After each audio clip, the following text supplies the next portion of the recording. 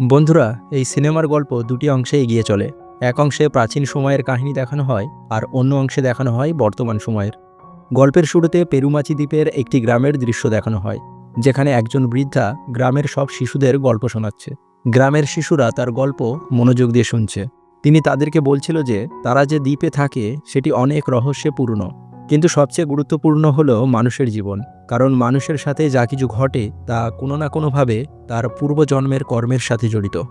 এরপর গল্প একটু এগিয়ে যায় এবং আমরা বর্তমান সময়ের দৃশ্য দেখতে পাই, যেখানে একটি ল্যাবরেটরির দৃশ্য দেখানো হয়। কিছু ডাক্তার ল্যাবের মধ্যে কয়েকজন শিশুকে আটকে রেখেছিল এবং তাদের উপর বিভিন্ন পরীক্ষা নিরীক্ষা চালাচ্ছিল। হঠাৎ জেটা নামে একটি ছেলে সেখান থেকে পালিয়ে যায়। এরপর সবাই কমান্ডো ফোর্স নিয়ে তাকে খুঁজতে থাকে, কিন্তু জেটা কোনোভাবে তাদের হাত থেকে পালিয়ে যায় এবং একটি ট্রেনে উঠে পড়ে। ট্রেনে উঠে সে কারো ছবি আঁকতে শুরু করে এবং এই সময়ে সে তার পূর্বজন্মের কথাও মনে করতে থাকে। এরপর আমাদের ফ্রান্সিস নামে একটি লোককে এবং তার বন্ধু কোল্ডকে দেখানো হয়। এরা এমন লোকদের ধরার কাজ করে যাদের পুলিশও ধরতে পারে না। এই কাজের জন্য তাদের টাকা দেওয়া হয়। আজ তারা ডিসুজা নামে একজনকে ধরতে যায়। তারা কোনোভাবে তাকে ধরতেও সক্ষম হয় এবং তাকে কমিশনারের কাছে নিয়ে আসে। কিন্তু এই সময় অ্যাঞ্জেলা এসে উপস্থিত হয়। অ্যাঞ্জেলা একসময় ফ্রান্সিসের প্রেমিকা ছিল, কিন্তু কোনো কারণে তাদের সম্পর্ক ভেঙে যায়। এখানে অ্যাঞ্জেলা বলে যে সে অনেকদিন ধরে ডিসুজার পিছনে ছিল এবং তাকে ধরার ঠিক আগ মুহূর্তে ফ্রান্সিস তাকে ধরে ফেলে। তাই অ্যাঞ্জেলা চায় ডিসুজার জন্য পাওয়া টাকা তারও প্রাপ্য। কমিশনার তাদের বলে টাকাটা দুজনের মধ্যে ভাগ করে নিতে। এরপর কমিশনার তাদের আরেকজনকে ধরার কাজ দেয়, যার নাম জিতু। কমিশনার বলে জিতুকে কোনোভাবেই আঘাত করা যাবে না, কারণ তার ভাই খুবই ভয়ঙ্কর। তারা জিতুকে ধরার জন্য বের হয় এবং তার পিছনে ধাওয়া করে। ধাওয়া করতে করতে তারা একটি নৌকায় ওঠে এবং সেখানে জিতু ছিল। সেখানে কোল্ডের ভুলে গুলি চলে যায় এবং জিতু মারা যায়। যদিও কেউ তাদের জিতুকে হত্যা করতে দেখেনি, কিন্তু যেটা সেখানে উপস্থিত ছিল এবং শুধু সেই তাদেরকে হত্যা করতে দেখে। এরপর গল্প আরও জটিল হয়ে যায়। তাকে অবহেলা করে ওরা সেখান থেকে পালিয়ে যায়, কিন্তু যেটার নজর শুধু ফ্রান্সিসের উপর থাকে, যেন মনে হয় সে তাকে অনেক বছর ধরে চেনে। যাই হোক, পরদিন এই দুইজনে জানতে পারে যে অ্যাঞ্জেলা যেটাকে ধরে ফেলেছে এবং তাকে জিতুর হত্যাকারীর ছবি আঁকতে বাধ্য করছে। তখন ফ্রান্সিস ঠান্ডা মাথায় যেটাকে নিয়ে পালিয়ে যায়। এই সময় যেটার শরীর একটু খারাপ হয়ে যায়, যার কারণে ফ্রান্সিস তাকে সুস্থ করতে হাসপাতালে নিয়ে আসে। পরদিন যখন ফ্রান্সিস এক রেস্টুরেন্টে যেটাকে খাওয়াচ্ছিল, তখন সেখানে জিতুর ভাই এসে উপস্থিত হয়। তাকে এঞ্জেলাই সঙ্গে করে নিয়ে এসেছিল। এরপর জিতুর ভাই যেটার কাছে তার ভাইয়ের হত্যাকারীর ব্যাপারে জানতে চায়, কিন্তু এর আগে যেটা কিছু বলতে পারে সেখানে রাশিয়ান সৈন্যরা এসে গুলি চালাতে শুরু করে। তারা জিতুর ভাইকেও হত্যা করে এবং যেটাকে নিজেদের সঙ্গে নিয়ে চলে যায়। যদিও ফ্রান্সিস তাকে বাঁচানোর চেষ্টা করে এবং তাদের পিছনে ছুটতে থাকে। এই দৃশ্য এখানে শেষ হয় এবং গল্প 1070 সালে চলে যায়। তখন দেখা যায় এক রোমান সম্রাট তার 25,000 সৈন্য নিয়ে ভারত মহাসাগরের দিকে এগিয়ে যাচ্ছে। তার লক্ষ্য ছিল পুরো ভারত উপমহাদেশ দখল করা। তবে এর জন্য তার সৈন্যদের প্রস্তুত করতে একটি নিরাপদ স্থানের প্রয়োজন ছিল। তখন তার দৃষ্টি পড়ে 5টি দ্বীপের উপর। কুরবা এবং তার একজন সঙ্গী তাকে এই 5টি দ্বীপ সম্পর্কে জানায়। প্রথম দ্বীপ ম্যাডিয়ার। এখানকার মানুষ জাহাজ নির্মাণের জন্য বিখ্যাত এবং সমুদ্রের যে কোনো বিপদ মোকাবিলায় সবসময় প্রস্তুত। দ্বিতীয় দ্বীপ ব্যাকওয়ার্ড। এখানকার মানুষ পৃথিবীর সবচেয়ে ভয়ঙ্কর অস্ত্র এবং জীবন রক্ষাকারী ওষুধ তৈরি করতে পারে। তৃতীয় দ্বীপ মুকাল। এখানকার মানুষেরা শিকারী। চতুর্থ দ্বীপ আর্থ দ্বীপ। এখানকার মানুষ অত্যন্ত ভয়ঙ্কর। রক্তপাত করা এবং রক্ত দিয়ে স্নান করাই তাদের কাজ। দয়া বলতে তাদের মধ্যে কিছুই নেই।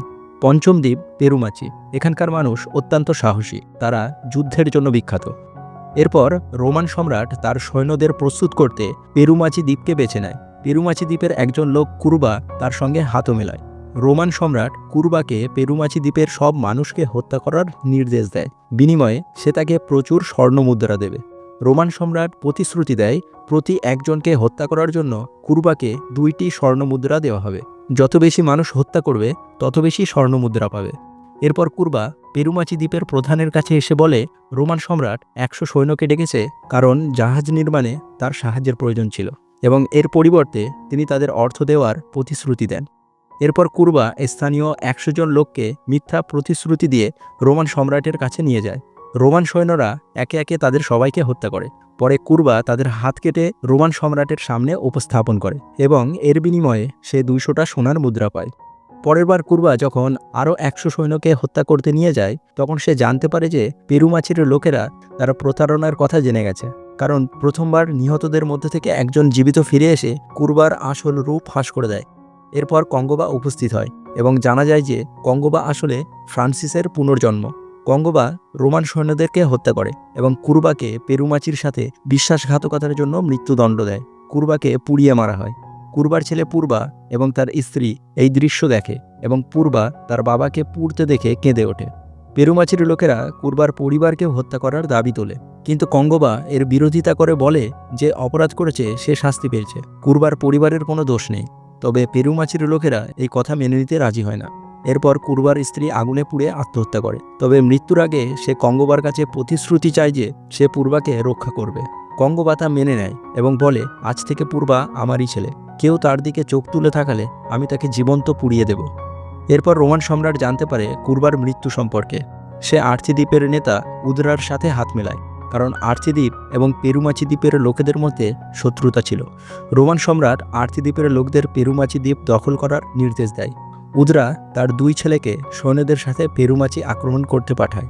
যখন তারা পেরুমাচিতে আক্রমণ করে তখন কঙ্গোবা পেরুমাচির লোকদের নেতৃত্ব দেয় এবং তাদের শত্রুদের পরাজিত করতে সাহায্য করে। কঙ্গোবা যখন নিজের তলোয়ার আনার জন্য বলে তখন পূর্বা তলোয়ার এনে কঙ্গোবার উপর আক্রমণ করে। সে বলে এটি তার বাবা কুরবার জন্য প্রতিশোধ। একসময় কঙ্গোবা দ্বীপের সব শত্রুদেরকে হত্যা করে। যদিও আহত হওয়ার পরেও কঙ্গোবা দ্বীপের শত্রুদের হত্যা করা থেকে সে থামে না। এতে উদরার 2 পুত্রও মারা যায়, কিন্তু কঙ্গোবা এটি সঠিক মনে করে। এরপর পেরুমাচি দ্বীপের সর্দার পূর্বাকে কালো জঙ্গলে পাঠানোর শাস্তি দেয়, কারণ কালো জঙ্গল খুবই বিপজ্জনক, সেখানে গেলে কেউ জীবিত ফিরে আসে না। তখন কঙ্গোয়া তার সর্দারকে জানায় যে সে পূর্বাকে একা যেতে দেবে না, কারণ সে তার মায়ের কাছে প্রতিজ্ঞা করেছিল যে সে পূর্বাকে রক্ষা করবে। এরপর কঙ্গোয়া পূর্বাকে নিয়ে কালো জঙ্গলে প্রবেশ করে, যেখানে কঙ্গোয়া পূর্বার খুব ভালোভাবে যত্ন নেয় এবং তাকে অনেক বিপদ থেকে রক্ষা করে। কিন্তু পূর্বা এখনও কঙ্গোয়াকে ঘৃণা করে, কারণ কঙ্গোয়ার কারণে তার বাবার মৃত্যু হয়েছে। এদিকে কঙ্গোয়া প্রতিজ্ঞা করে যে যদি কঙ্গোয়ার মৃত্যু হয় তবে তা হবে শুধুমাত্র পূর্বার হাতে। এটি শুনে পূর্বা কিছুটা শান্ত হয়। অন্যদিকে উদরা যখন তার 2 পুত্রের মৃত্যুর খবর পায় তখন সে অত্যন্ত ক্ষুব্ধ হয়। এই সময় রোমান সম্রাট তাকে জানায় যে যদি সে পেরুমাচি দ্বীপ খালি করতে না পারে তবে তাকে তার টাকা ফেরত দিতে হবে। এটি শুনে উদরা আরও রেগে যায় এবং রোমান সম্রাট সহ সমস্ত রোমান সৈন্যদেরকে হত্যা করে, কারণ এখন বিষয় টাকার নয়, তার ছেলেদের মৃত্যুর প্রতিশোধের ছিল। এরপর উদরা তার শেষ পুত্রকে কঙ্গোবা এবং পেরুমাচি দ্বীপের মানুষদেরকে হত্যা করতে পাঠায়।